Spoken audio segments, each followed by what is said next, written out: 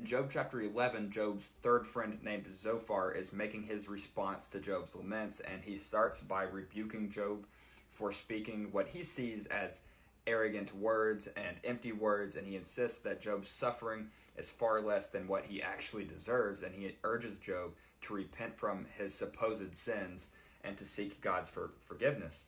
And Zophar even claimed that if Job truly purifies himself and turns away from his wickedness, that God would restore his prosperity and bless him with peace and security. And so Job's three friends are just completely oblivious to what has actually happened. They are putting themselves in the position of God, basically, expecting that they just know what is happening in Job's life.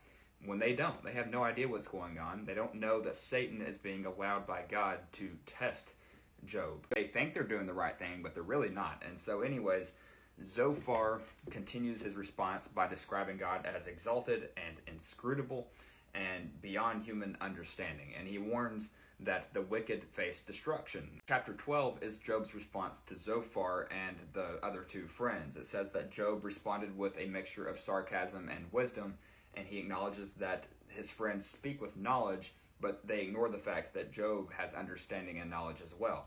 And Job highlights the power and wisdom of God who controls all things. He acknowledges that God can destroy the mighty but raise the humble. In this chapter, Job even criticizes those who are complacent and trust in their wealth and strength rather than constantly trying to be better and constantly seeking God's commands or wisdom. And Job reiterates the fact that God can overturn the proud and the wicked at any time he chooses. One thing I like that Job talks about in this chapter is how we can learn from watching nature, because God is over everything and he created nature, of course. And starting in verse 7, it says, "But ask the beasts and they will teach you, the birds of the heavens and they will tell you, or the bushes of the earth and they will teach you, and the fish of the sea will declare to you. Who among all these does not know that the hand of the Lord has done this?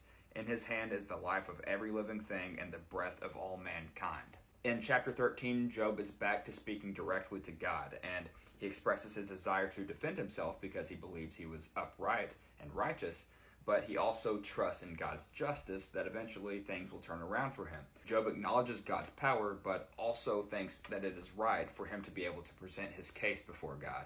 And Job pleads to God to listen to him and to understand his innocence, and he asks why God seems so silent during his suffering. But despite the suffering that Job is going through, it says that Job reaffirms his faith and his commitment. He has not wavered in his faith whatsoever.